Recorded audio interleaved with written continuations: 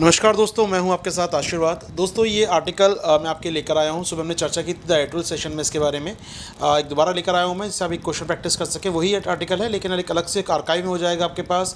तो उस आर्टिकल पे आगे जाऊँ उससे ज़रूरी बता दूँ आपको, या अनअकैडमी आप जानते हैं दोस्तों, इंडिया लार्जेस्ट लर्निंग प्लेटफॉर्म आपके लाता है प्लस क्लासेस और आइकॉनिक क्लासेस। दोस्तों ज्वाइन कर सकते हैं प्लस और आइकॉनिक बैचेस हमारे साथ, 1 ईयर के बैचेस। यदि आप राइट नाउ ज्वाइन करते हैं, 28 अप्रैल से पहले ज्वाइन करते हैं दोस्तों, तो आप प्राप्त कर सकते हैं हमसे न केवल अगले साल अप्रैल तक, बल्कि अगले साल प्री तक के कोर्सेज़ को। जब तक प्री ना हो जाए तब तक आप जुड़े रह सकते हैं 1 साल की फ़ीस में ही। तो जुड़िए दोस्तों हमारे साथ और यूज़ कीजिए आशीर्वाद 10 कोड, जिससे आप जुड़े रह सकें मेरे साथ यहाँ पर दोस्तों।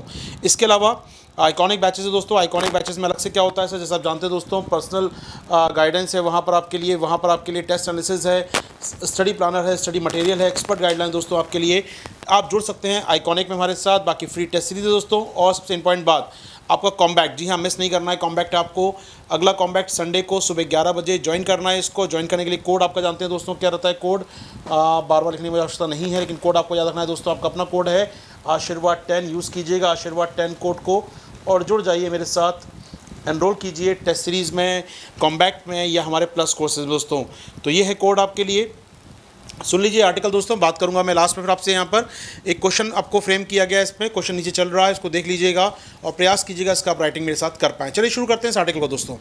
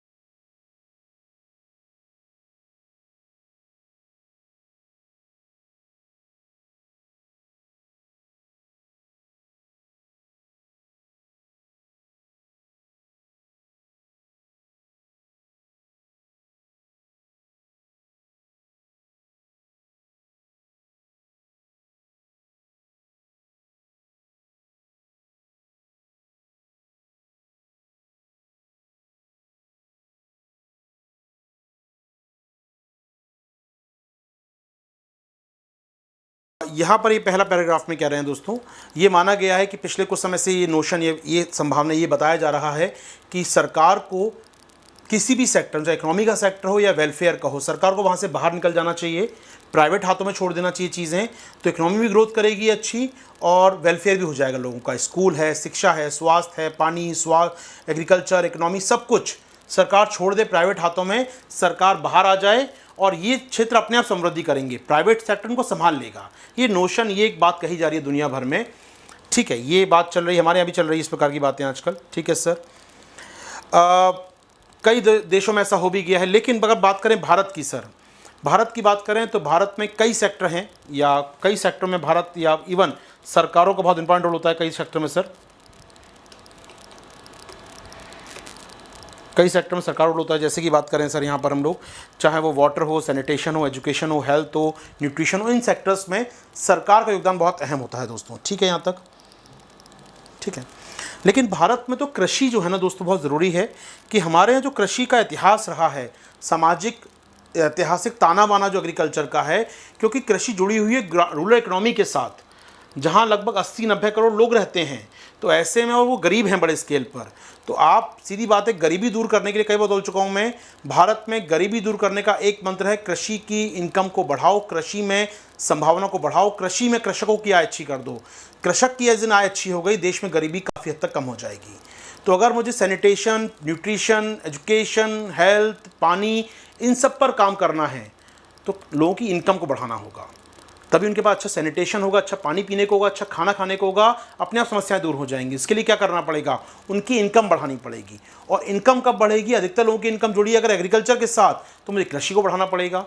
तो ऐसे में सरकार को इंटरवीन करना ही पड़ेगा हमारे कारणों से। हम अमेरिका या यूरोपियन कंट्री नहीं है जब प्राइवेट सेक्टर को दे दिया वो खेती कर रहे हैं।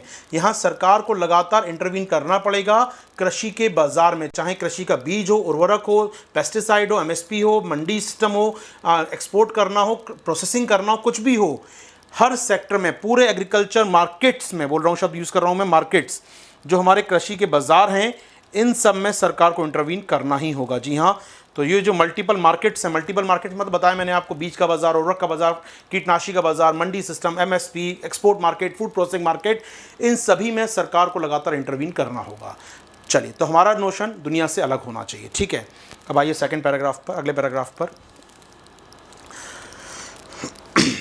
ठीक है, भारत में कई कारण हैं हमारे यहाँ पर जिसके कारण भारतीय जो कृषि है वो काफ़ी कमज़ोर बनी हुई है। कई फैक्टर हैं, कई लिमिटिंग फैक्टर हमारे पास, कई सीमांत कारक हैं। जैसे सर मौसम, काफ़ी तक मौसम पर टिके, मानसून अच्छा आएगा तो खेती ठीक हो जाएगी, मानसून खराब तो मौसम खेती खराब। मृदा की फर्टिलिटी खत्म होती जा रही है, उर्वरकता खत्म हो रही है, पानी की समस्या बनी रहती है सर। इन्हीं सब कारणों से कृषि में आपको लगता है बहुत अच्छे रिटर्न्स मिल जाएंगे आपको, वल्नरेबिलिटी बहुत ज़्यादा है यार। इस साल उत्पादकता अच्छी हो, अगले साल कम हो सकती हो जाए वो। इस साल उतना पानी बारिश आ गई तो इस साल मानसून अच्छा है तो खेती अच्छी है, अगले साल कम हो जाए। तो आप ये नहीं बोल सकते कि खेती में हमेशा अच्छे रिटर्न्स मिलते रहेंगे। और जब गारंटी नहीं होती ना कहीं पर, तो फिर सरकार को आना ही पड़ता है। जी हाँ दोस्तों, ठीक है। तो यहाँ पर इसलिए आपको क्या चाहिए, फिर पब्लिक इन्वेस्टमेंट चाहिए होता है। तो कृषि में आपको सार्वजनिक निवेश की आवश्यकता है, क्योंकि एग्रीकल्चर लगातार अच्छे रिटर्न्स नहीं देता। तो मैं एज अ निवेशक, मैं खड़ा हूँ साइड में, मैं लगता है कि पैसा मैं रियल एस्टेट में लगाऊँ, पैसा आईपीएल टीम खरीदने में लगाऊं, या पैसा मैं लगाऊं यहाँ पर कृषि के अंदर। तो मुझे लगता है आईपीएल हर साल होता है, पक्का है, आईपीएल चालू हो गया आज से, हर साल होगा, अच्छा होगा ख़राब होगा, पैसा तो आएगा ही आएगा यहाँ से। तो ये फ़ायदे का सौदा है, हर साल रिटर्न देता है। कृषि हर साल रिटर्न देगी, गारंटी नहीं है। दिया तो बम्पर क्रॉप दे दिया, वरना डुबो दिया आपको। तो एक प्राइवेट इन्वेस्टर डरता है कृषि में निवेश करने में। तो यहाँ पर सरकार को ज़रूरी है वो निवेश करे, सरकार बाहर नहीं हट सकती, क्योंकि भारतीय कृषि अनसर्टन है, भारतीय कृषि वर्नेबल है। अमेरिका आदि में नहीं होता यार, वहाँ पर कृषि मतलब फ़ायदे का सौदा ही होगी, इंडस्ट्री है वहाँ पर अपने आप में। हमारे यहाँ ऐसा नहीं है, इसीलिए सरकार को इंटरवीन करना होगा। पहली बात तो सरकार को निवेश करना होगा खेती के अंदर सर, ठीक है। Economics of scale allow procedure of industry, बहुत सीधी बात है सर। बताया मैंने आपको कि इंडस्ट्री में आप जाएंगे तो वहाँ पर ज़्यादा उत्पादन करेंगे तो आपकी लागत कम होती जाती है, ज़्यादा उत्पादन कीजिए लागत कम होती जाएगी। और जब मूल्य कम हुआ, बहुत सीधी बात है, अगर प्राइस मान लो कम हो गया, किसी पेन का प्राइस कम हो गया, तो कंपनी क्या करेगी, उत्पादन कम करेगी, पेन का प्रोडक्शन कम कर देगी, या लेबर को निकाल देगी, प्रोडक्शन कट करेगी, कुछ मिला के कॉस्ट कटिंग करेगी और अपना फ़ायदा बना कर रखेगी। मान लो पेन की सप्लाई बढ़ गई और पेन का दाम या डिमांड कम हो गई, पेन नहीं बिक रहा मार्केट में, तो कंपनी क्या करेगी, कॉस्ट कटिंग कर देगी, लेबर को थोड़ा निकाल देगी, थोड़ा सा वो ज़्यादा स्केल बना देगी, जिससे कॉस्ट कटिंग हो जाए, चार चीज़ सस्ती बन जाए, है ना, ये कर लेगी। लेकिन अगर खेती में मूल्य कम हो गया, गेहूं का नहीं मिल रहा किसान को, तो क्या गेहूं कम पैदा करेगा, अगली साल वो कम गेहूं पैदा करेगा, या वो अपने लोगों को निकाल देगा, घर के लोगों को मत खेती करने आओ, पैसा नहीं दूंगा तुमको मैं, तो कुछ नहीं कर सकता, उसको आपूर्ति, उसको सप्लाई करनी ही पड़ेगी। तो ऐसे में आप कंपेयर नहीं कर सकते इंडस्ट्री को एग्रीकल्चर के साथ। बहुत इंपॉर्टेंट चीज़ बता रहा हूँ दोस्तों, ये बहुत सारी चीज़ें सब जोड़ के लिखते जाएंगे, बहुत काम का आर्टिकल है। मिहिर शाह साहब के बहुत rare of the rare article उनके आते हैं, उसमें आज आर्टिकल आया तो मैं कहा चर्चा कर ली जाए।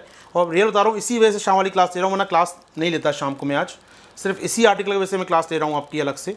मैं चाह रहा था ये आर्टिकल आपके साथ हो जाए शेयर।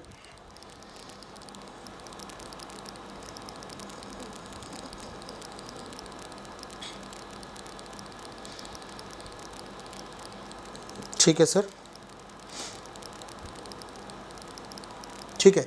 तो यहाँ पर किसान की मजबूरी है, उसको खेती करनी ही पड़ेगी, ठीक है।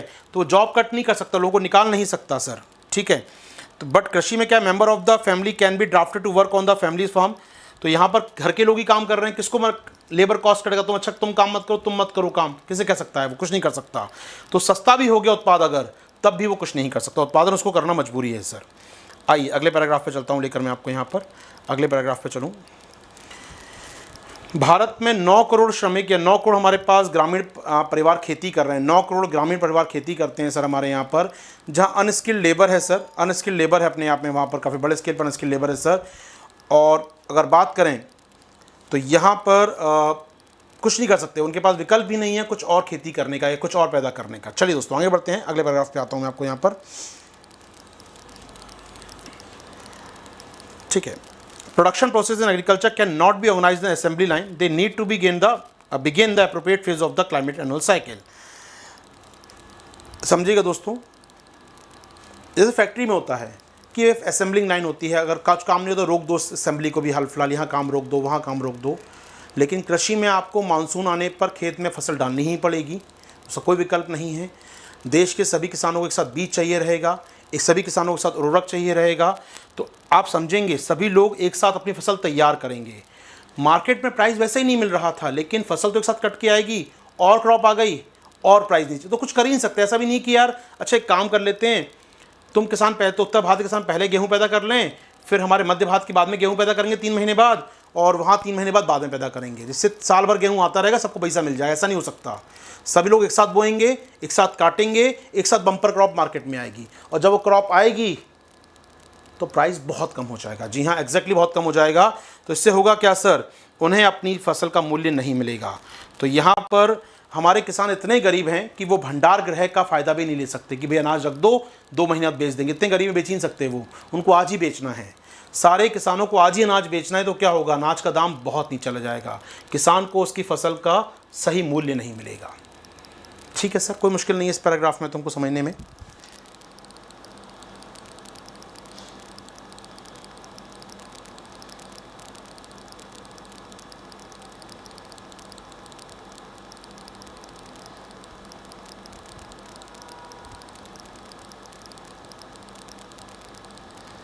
ठीक है, चलो अब एक चीज़ समझिएगा, अनाज की डिमांड साल भर आती रहती है, अनाज की डिमांड साल भर आती है, लेकिन सप्लाई एक बार होती है। सप्लाई एक बार हो गई, उस समय दाम बहुत कम हो गया, अब स्टॉक करा नहीं करा, ख़राब हो गया, डिमांड साल भर आएगी तो क्या होगा, अभी तो मूल्य बहुत कम हो गया। जब किसान ने फसल बेची तो उससे बहुत कम पैसा मिला, लेकिन जब खरीदने जाएगा 6 महीने बाद, 8 महीने बाद, 9 महीने बाद मंडी में उसी फसल को, या कुछ और क्रॉप लेने जाएगा, चावल बनता है, गेहूँ लेने जाएगा मार्केट में, तो गेहूँ महंगा मिलेगा उसको। तो यहाँ पर डबल बर्डन हो गया, एक तो फसल सस्ती बेचनी पड़ी, और उसके बाद 8, 9, 10 महीने बाद जब वो लेने गया दूसरी फसल को, मंडी में सब्जी लेने गया, उससे महंगी मिल रही है, क्योंकि हमारे यहाँ स्टोरेज अच्छा नहीं है। तो सरकार को यहाँ भी इंटरवीन करना होगा कि गरीब आदमी को हमेशा सही मात्रा में सही रेट पर अनाज मिलता रहे। चलिए दोस्तों आगे बढ़ते हैं आपके साथ। बैलेंस ऑफ पावर की बात करें सर, इसको समझ लेते हैं आपके साथ। ये पैराग्राफ मैं लगातार चर्चा आपसे करता रहा हूँ इस पैराग्राफ के बारे में। हमारे यहाँ व्यापारी, जो मंडी के अंदर व्यापारी बैठा है, और किसान, इनके बीच एक संबंध टाइप का है। कल मैं एक शब्द यूज़ किया था परसों की क्लास में, अगर आप लोगों ने इकोनॉमी क्लास देखी हो मेरी, informal credit line, informal credit channel, एक अनौपचारिक साख रेखा बनी हुई है। मंडी का व्यापारी किसान को लोन देता है कि भाई अगले साल फसल ला के मेरे पास बेच देना, ठीक है। तो इससे है क्या सर, यहाँ बात क्या कह रहा है, these traders develop as money lenders and the operation of a deeply explorative grid of the interlock market effects. सुनिएगा दोस्तों, ये ट्रेडर जो है, जो व्यापारी बैठा है मंडी का, ये दोहरा काम कर रहा है। ये क्या कर रहा है, मनी लेंडर भी है, साहूकार भी है एक प्रकार का, ये उधार भी दे रहा है मेरे किसान को ये। और इससे होता कि एक्सप्लॉयटेशन बढ़ जाता है, किसान को अगले साल फसल ला के इसी को बेचनी पड़ेगी, तो उसको दाम वैसे ही नहीं है और दाम कम मिलेगा। यहाँ पर इंटरेस्ट रेट बहुत ज़्यादा होता है इसका, कई बार 60% से 120% तक इंटरेस्ट रेट होता है। इससे क्या होता है, किसान एक ऋण के जाल में फंस जाता है यहाँ पर, और इससे निकलना उसके लिए बाहर लगभग नामुमकिन है सर। ठीक है, तो वो रीपे कैसे करता है, वो अपने उधारों को अगली फसल लाएगा, बेच देगा, मंडी में दे दी उसने उस व्यापारी को, मंडी व्यापारी को पैसा दे दिया उसको, उसने बीज खरीदा, उस महंगा बीज खरीदा, क्योंकि वही बीज बेचने वाला है व्यापारी, वही फर्टिलाइज़र बेचने वाला है। वो सिर्फ व्यापारी नहीं है मंडी में, व्यापारी भी है, साहूकार भी है, वो इनपुट बेचने वाला भी है किसान को। यानी सारी कृषि उसके हाथ में कंट्रोल हो गई है। जी हाँ दोस्तों, ये बात पॉइंट है यहाँ पर। तो ये जो है इनपुट भी देता है, उसको मार्केट में कई प्रकार की चीज़ें खरीदनी है, क्रॉप बायर भी है, सप्लाई भी करता है मज़दूरों की, और कहीं ना कहीं सब कुछ उसको मिल रहा है यहाँ पर। तो ऐसे में इस पूरी व्यवस्था में शोषण बहुत ज़्यादा है। जैसे पहले हमारे यहाँ पर वर्ण व्यवस्था थी, ऊपर के 1 या 2 वर्ण के हाथ में सब कुछ था, वो निचले के वर्ण से फ्री में सेवा कराते थे, उनसे अपना खेत खलिहान जुतवाते थे, उनसे अपने अपने घर के काम करवाते थे। सारा लेबर वो निचले वर्ण के लोगों से कराते थे। ऊपर वर्ण के लोग निचले वर्णों का शोषण करते थे। यहाँ पर वो बन गया है, जो ट्रेडर बैठा है वो व्यापारी है, वो महाजन है, वो इनपुट भी देता है, वो सब कुछ कंट्रोल कर रहा है, ये फ्री में सेवा कर रहा है किसान। तो जब इस प्रकार की अगर व्यवस्था बनी हुई है तो सरकार को आना ज़रूरी है। फिर यहाँ पर सरकार को आना ज़रूरी है क्योंकि व्यवस्था वैसी है जैसे कि वर्ण व्यवस्था हुआ करती थी। यहाँ पर all the above reason provide a strong case to state, ये अगर बात में करूँ, यहाँ पर एक लाइन लिखी बड़ी अच्छी मेहर साहब ने, this interlock grid worker tandem with the oppressive caste system, जैसे कि कास्ट सिस्टम था वैसे ही काम कर रहा है, with the poorer lower caste farmer. यहाँ लोअर का कहना मतलब है वो शोषण हो रहा है उसका, जो गरीब किसान है वो बिल्कुल निचली जाति का बन गया अपने आप में। और यहाँ पर उसके ऊपर कौन कब्जा करके बैठा हुआ है? व्यापारी, जो अपने आप को उच्च श्रेष्ठ मान रहा है। जी हाँ दोस्तों, तो ये एक इम्पॉर्टेंट बात है। इसलिए सरकार को इन सब कारणों से सरकार को आगे आना होगा और इंटरवीन करना होगा। तो कई कारण मिल गए आपको यहाँ पर। प्राइस का इशू है, व्यापारी का शोषण है अपने आप में, किसानों के महंगे उत्पादन हैं, किसान कटौती नहीं कर सकते उत्पादन में। तो कई कारण हैं जहाँ सरकार को आगे आना ही होगा, क्योंकि हमारे यहाँ किसान खेती आजीविका है। अगर मैं सिंपल एक लाइन में कह दूँ पूरी बात को, WTO में जो भारत सरकार बार बार कहती है कि हमारे यहाँ कृषि आजीविका का साधन है, source of livelihood, source of income नहीं है, सोर्स ऑफ प्रॉफिट नहीं है, सोर्स ऑफ इन्वेस्टमेंट नहीं है, या डेस्टिनेशन फॉर इन्वेस्टमेंट नहीं है, निवेश का गंतव्य नहीं है वो। हमारे यहाँ गरीब किसान डेली गड्ढा खोदता है, डेली पानी पीता है, वो हिसाब है हमारे यहाँ पर। तो ऐसे में आपके WTO के नियम लगाइए दुनिया भर में, हमारे किसानों पे लागू नहीं हो सकते वो नियम। ठीक है, चलिए आगे बढ़ते हैं आपके साथ।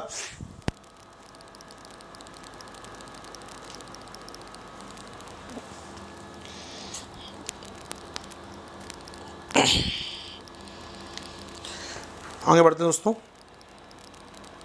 ओके, ये पैराग्राफ वही है जो मैं कल चर्चा कर रहा था, एग्जैक्टली वही पैराग्राफ है जो कल हमने चर्चा की थी। पूरा सुन के वही लिखा है इन्होंने यहाँ पर।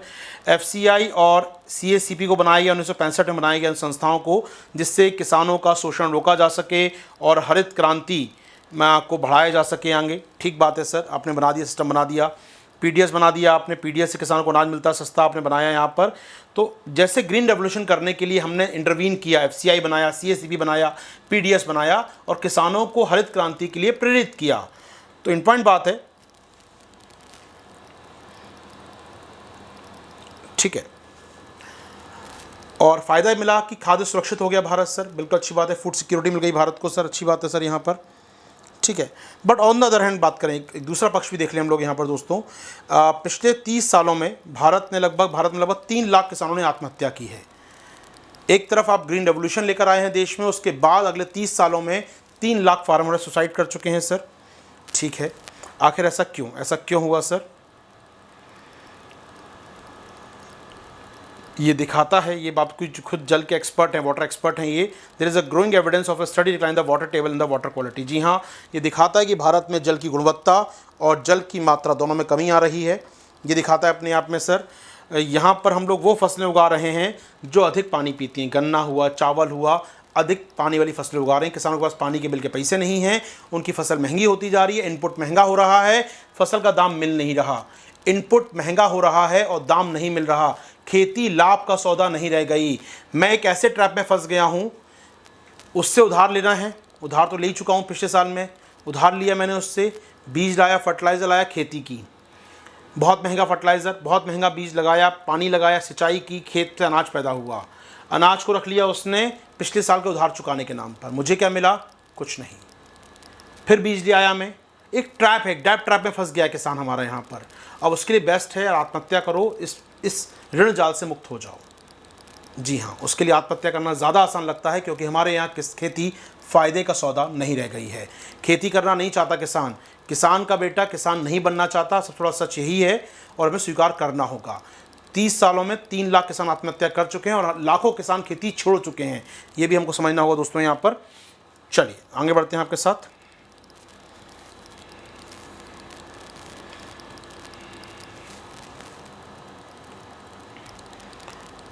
ठीक है, हमें क्या करना चाहिए? समाधान क्या यहाँ पर छुपा है? समाधान ये कह रहे हैं सर, सुन लीजिए। हमें अपने पब्लिक प्रोक्योरमेंट की बास्केट को डाइवर्सिफाई करना होगा। हमें किसान से केवल गेहूं चावल, क्योंकि वो उगाता क्यों है? क्योंकि गेहूँ चावल बिक जाता है, गन्ना बिक जाता है, वो जानता है, गन्ने के लिए मिले हैं, गेहूँ चावल FCI ले लेता है, वो गारंटी है उसके पास। लेकिन यदि हम दलहन हुआ या पल्सेस हुई, ऑयल सीड हुई, तिलहन हुआ, मोटा अनाज हुआ, मक्का, बाजरा, ज्वार आदि हुआ, अगर हम ये खरीदने लगें किसान से, उसको गारंटी हो जाएगी ज्वार पैदा करेगा और FCI ले लेगा ज्वार, वो बाजरा पैदा करेगा और ख़रीद लेगा FCI बाजरे को अच्छे रेट पर। तो बाजरा कम पानी पैदा होता है यार, किसान पैदा करेगा बाजरा, उसको मालूम है कि जितना गेहूं बना के फ़ायदा मिलने वाला है उतना ही बाजरा बना के फ़ायदा मिल जाएगा मुझे, तो क्यों नहीं पैदा करेगा बाजरा। वो भी किसान भी जानता है यार, इनपुट कॉस्ट का बाजरे की, उसको अच्छा फ़ायदा मिल रहा है तो क्यों ना पैदा करे बाजरा वो। जी हाँ, ये हमें समझना होगा। अगर हमें किसान को निकालना है इस डेब्ट ट्रैप से, देश की इकोनॉमी को सही करना है, तो क्या करना होगा सर, अपनी पब्लिक प्रोक्योरमेंट को और अधिक डाइवर्सिफाई करना होगा और अधिक फसलों को इसमें शामिल करना होगा और अधिक क्षेत्रों को शामिल करना होगा। केवल पंजाब, हरियाणा या वेस्टर्न यूपी या वेस्टर्न राजस्थान नहीं, हमें देश के अन्य इलाकों में FCI को लेके जाना होगा, हमें देश के अन्य इलाकों में खरीदारी को बढ़ाना होगा सर। ठीक है, केवल एक छोटा सा रिफॉर्म अगर कर दिया जाए तो कई प्रकार की आपको जीत मिल सकती है। छोटा सा रिफॉर्म, केवल गेहूं चावल नहीं, बाकी फसलें लाओ और देश के अलग इलाकों से फसलें लेकर आओ। आपने ये किया तो क्या क्या फ़ायदे मिलेंगे दोस्तों, सोचिए यार, एक मिनट सुनिएगा यहाँ पर, क्या क्या फ़ायदा मिलेगा आपको इससे।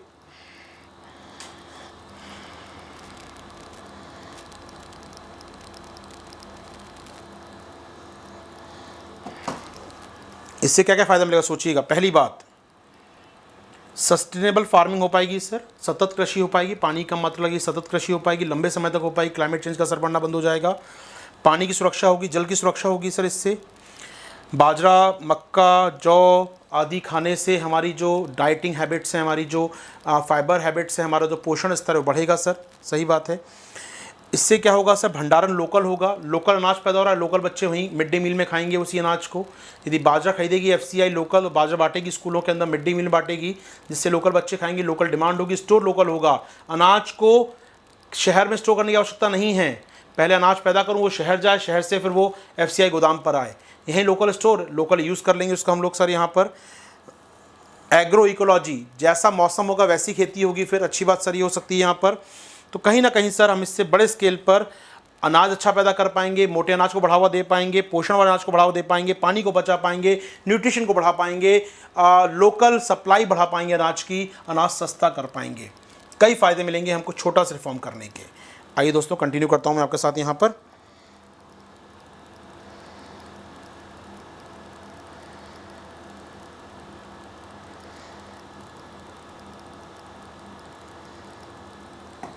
ठीक है,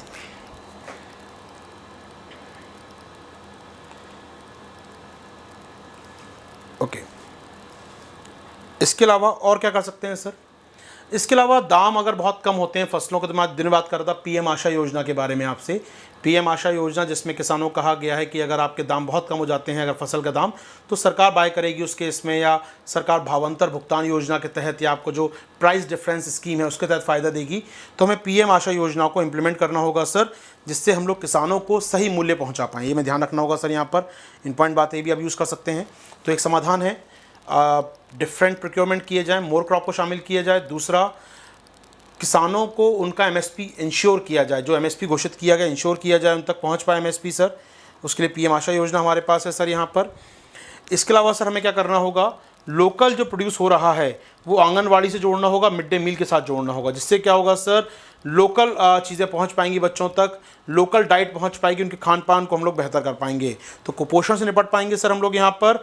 और डायबिटिक समस्याएं जो बढ़ रही हैं, मोटा अनाज डायबिटीज़ को सही करता है दोस्तों, वो भी अच्छा हो पाएगा। यानी कहीं ना कहीं बेहतर पोषण, बेहतर न्यूट्रिशन और कुपोषण की समस्या का हल, काफ़ी फ़ायदे मिलने वाले हैं यदि हम ये काम करते हैं दोस्तों यहाँ पर। आइए रहा एक लास्ट पैराग्राफ भी चाहूँगा आपके साथ शेयर करना इसमें। ठीक है सर, अब समझिएगा। इसके अलावा हमें क्या करना होगा सर, अभी हमारा किसान कई बार मंडी तक पहुंच ही नहीं पाता है, आम किसान तो पहुंच ही नहीं पाता मंडी तक। हमारे पास लगभग 6-7 हज़ार मंडी का नेटवर्क है दोस्तों, 6-7 हज़ार मंडी हमारे पास है दोस्तों, बड़ी मंडी और छोटी मंडी मिलाकर 6-7 हज़ार मंडी हैं। लेकिन देश का केवल 17% अनाज ही 17% अनाज ही मंडी तक पहुँच पाता है दोस्तों।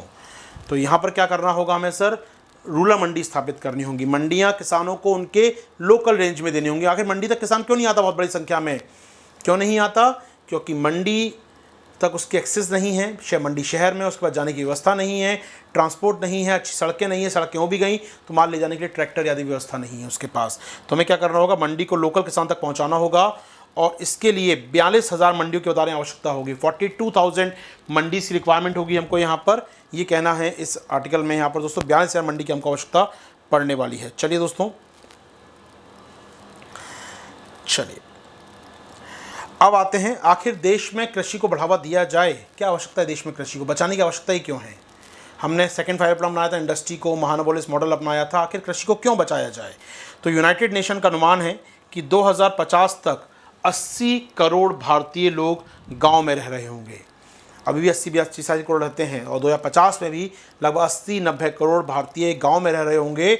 और यदि आपको गांव का विकास करना है तो कृषि का विकास करना ही पड़ेगा। आबादी आपके देश की कोई भी हो जाए, लेकिन 80 करोड़ भारतीय गांव में रहते होंगे 2050 में, तो आपको गांव का विकास करना है। गांव के विकास के लिए ज़रूरी है कृषि का विकास करना। तो आप इसको प्राइवेट हाथों में नहीं छोड़ सकते हैं, सरकार को इंटरवीन करना ज़रूरी है और ये बहुत इंपॉर्टेंट बात होगा अपने आप में।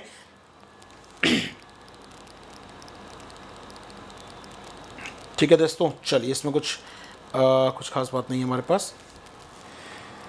चलिए, तो ये है एक अच्छा आर्टिकल दोस्तों, उम्मीद कर रहा हूँ आपको समझ में आ गई होंगी सारी यहाँ पर।